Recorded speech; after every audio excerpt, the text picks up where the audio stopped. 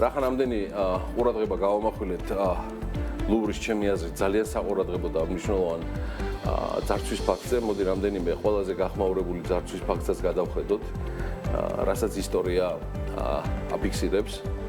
მით უმეტეს დიდად მიმდინარე რეჟიმში რაიმე ისეთი განსაკუთრებული და მნიშვნელოვანი მოსაყოლი არც არის. მანამდე გეტყვით, რომ სულ რაღაც ბოლო 2 თვის განმავლობაში პაბლო პიკასოს ნახატი გაუჩინარდა. ხო, კიდე ერთი რაც ვიცი, კაიროს მუზეუმიდან ეს მოგიყევით კიდევაც 3000 წლოვანი სამაჯური მოიპარეს და გადაადნეს ვირიშვილებმა.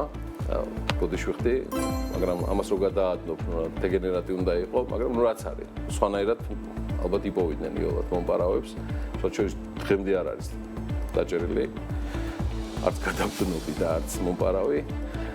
პარიზის ბუნების ისტორიის მუზეუმიდან კი ჯამში 600,000 თვითნაბადი ოქროს ნიმუშები გაუჩინარდა. ეს ბოლო 2 თვის მონაგარი არის. კაი, მოკლედ, მოდი გადავხედოთ უახლოეს ისტორიაში ყველაზე გახმაურებული ძარცვის ფაქტებს და რა ბედი ეწია მოპარული ხელოვნების ნიმუშებს. არ ვიცი იცით თუ არა, მაგრამ ლეონარდო და ვინჩის მონა ლიზა, რომელიც დღეს უდავოდ ყველაზე ცნობილი ნამუშევარია, და იდეაში, რომელიც ოდესღაც კი მოუპაროს, მაგრამ იგი 1911 წელს ლუვრიდან გაქრა. ნახატი ხელოვნებაცოდნეების წრის მიღმა ნაკლებად ცნობილი იყო მაგ პერიოდში და 48 საათის გასვლის შემდეგ, ვიდრე ნახატის გაუჩინარება შეამჩნიეს, ქურდობის ფაქტის გამოაშკარავების შემდეგ, მონა ლიზა მედია სენსაციად იქცა. 2 წელიწადზე მეტი გაზეთები აშუქებდნენ ნახატის ძებნას მთელი მსოფლიოს მასშტაბით და ნახატი საბოლოოდ აღმოაჩინეს მაშინ, როდესაც იტალიელმა ხელოსანმა ვინჩენცო პერუჯამ მისი ფლორენციაში გაყიდვა სცადა. პერუჯას მიაჩნდა, რომ იგი გმირი იყო. რადგან მონა ლიზა სამშობლოში დაბრუნდა, თუნდაც ცოტა ხნით, მაგრამ ესეთი გასეირნება მონა ლიზამ მოაწყო რამდენიმე თვიანი გასული საუკუნის დასაწყისში. თუ მონა ლიზა ყველაზე ცნობილი ხელოვნების ნიმუშია, რომელიც ოდესმე მოუპარავთ, აი ედვარდ მუნკის კივილი უდაოდ მეორე ადგილს იკავებს სიაში. მინდა იცოდეთ, რომ 1994 წლის 12 თებერვალს ორმა ქურდმა ნორვეგიის ეროვნული გალერეის ფანჯარა ჩაამტრია, მავთული, რომელთაც ტილო კედელზე იყო დამაგრებული, გადაჭრა და მის ნაცვლად წერილი დატოვა ამ მავთულზე, სადაც ეწერა 1000 მადლობა ცუდი დაცვისთვის. მალევე $1,000,000 გამოსასყიდის მოთხოვნაც მოყვა ამ ფაქტს, თუმცა ქურდებმა უარი მიიღეს გამოსასყიდზე, თუ ისინი არ ადასტურებდნენ, რომ ნახატი ნამდვილად მათ ხელში იყო. საბედნიეროდ ტილო 3 თვის შემდეგ იპოვეს და ხო, კივილის კიდევ ერთი ვერსია 2004 წელს მუნკის მუზეუმიდან მოიპარეს და ასევე 2006 წელს აღმოაჩინეს. ხელოვნების ქურდობა უმეტესად ცხადია მატერიალური მიზნებით ხდება, მაგრამ აი ესეთი შემთხვევაც არის დაფიქსირებული ისტორიაში, რომ ქურდს მხოლოდ დახმარების გაწევა სურდა და 2003 წელს ვან გოგის, პიკასოს და გოგენის 3 აკვარელი მანჩესტერის უიტვორთის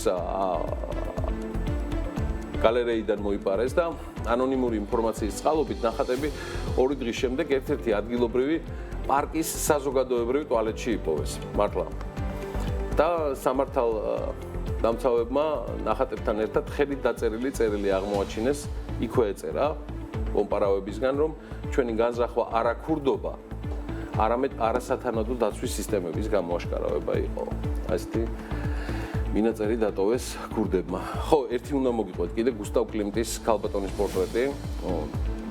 გასული საუკუნის 2016-17 წლებშია შესრულებული, არ მახსოვს ზუსტად. მეცნიერების მიერ მნიშვნელოვნად მიიჩნევა ეს ნახატი, რადგან ნახატი ერთადერთია კლიმტის ნამუშევრებიდან, რომლის ქვეშაც მეორე ნახატი იმალება. მოკლედ 1997 წელს ნახატი პიაჩენცაში, იტალიაში, გალერეა და არტ მოდერნაში შოუსთვის მზადების დროს გაუჩინარდა. და 20 წელიწადზე მეტი $60 მილიონი ღირებულების ნახატია ეს. 20 წელი იყო გაუჩინარებული. მისი ადგილსამყოფელი ცნობილი მხოლოდ 2019 წლის დეკემბერში გახდა, თუმცა ნამუშევარი კვლავ გამოჩნდა. და ერთი წლით ადრე ეს ნამუშევარი მებაღე გალერეის ფასადზე სუროს ჭრიდა როდესაც მან შენობის კედელში ნაგვის პარკში ნახევრად დამალული ნახატი აღმოაჩინა და ნახატის აღმოჩენის შემდეგ ორმა მამაკაცმა იტალიური პრესის გაგზავნილ წერილში კლიმტის ნახატის მოპარვის ფაქტი აღიარა და გამოაცხადეს, რომ ის გალერეის კედელში მოპარვიდან 4 წლის შემდეგ გადამალეს. წერილში დღემდე უცნობი პირები აღნიშნავენ, რომ საბოლოოდ ნამუშევარი როგორც ქალაქისთვის არის საჩუქარი და ისე დააბრუნეს. მაგრამ ქურდები კლიმტის ამ ნახატისა ცნობილი არ არის.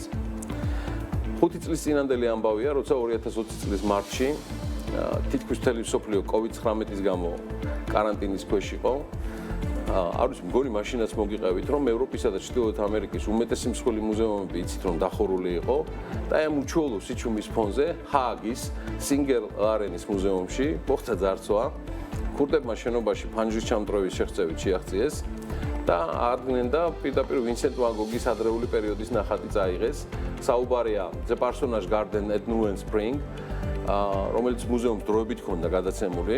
ეს არის 1884 წელს. ვან გოგის შესრულებული ნამუშევარი.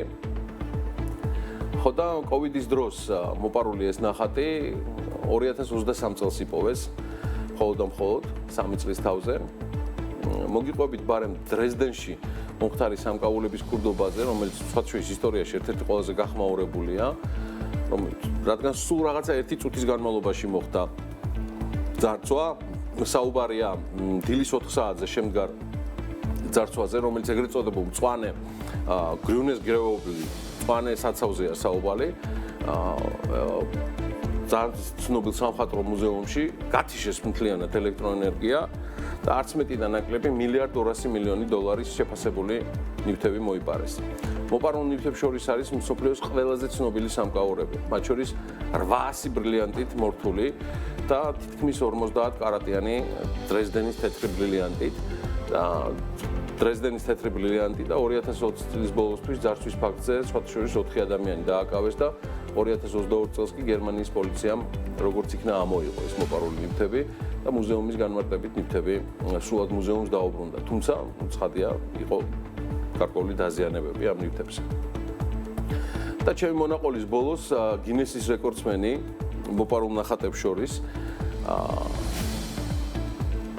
აქ ყველაზე მეტად შესული არის რემბრანდტის ცნობილი ნამუშევარი, სახელწოდები იაკობ დე გეინ მესამის პორტრეტი.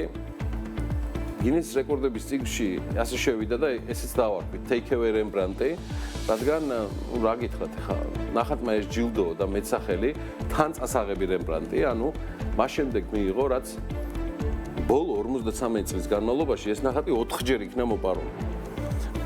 ვიღაცა გადაკიდებულია ან რაღაცა განსაკუთრებული სენტიმენტი აქვს. პირველად ნახატი მოიპარეს 1966 წელს, მერე 1973-ში, 1991-ში და ბოლოს 1993 წელს. ყოველი ძარცვის შემდეგ ნახატი ანონიმურად ჩაბარდა პოლიციას. ეთყობა თაობიდან თაობაზე გადაეცემოდა მომპარავებს Take Away Rembrandt და სხვადასხვა დროს პორტრეტი ნაპოვნი იქნა გერმანიის ქალაქ მიუსტერის სარკინიგზო სადგურზე არსებული ბარგის თაროზე, ველოსიპედის უკანა საბარგულზე და თქვენ წარმოიდგინეთ სასაფლაოზე სკამქვეშაც კი. დღეს წასაღები რემბრანდტი ვისაც გაგიმართლებთ და მოხვდებით, აუცილებლად ნახეთ, ეს არის ლონდონში არსებულ Dalvich Picture Gallery-ში და იქ შეგიძლიათ დატკბეთ ამ არაჩვეულებრივი ნამუშევრით და იმავდროულად მონიშნოთ, რომ ეს არის ყველაზე ხშირად მოპარული ნახატი მსოფლიოს ისტორიაში.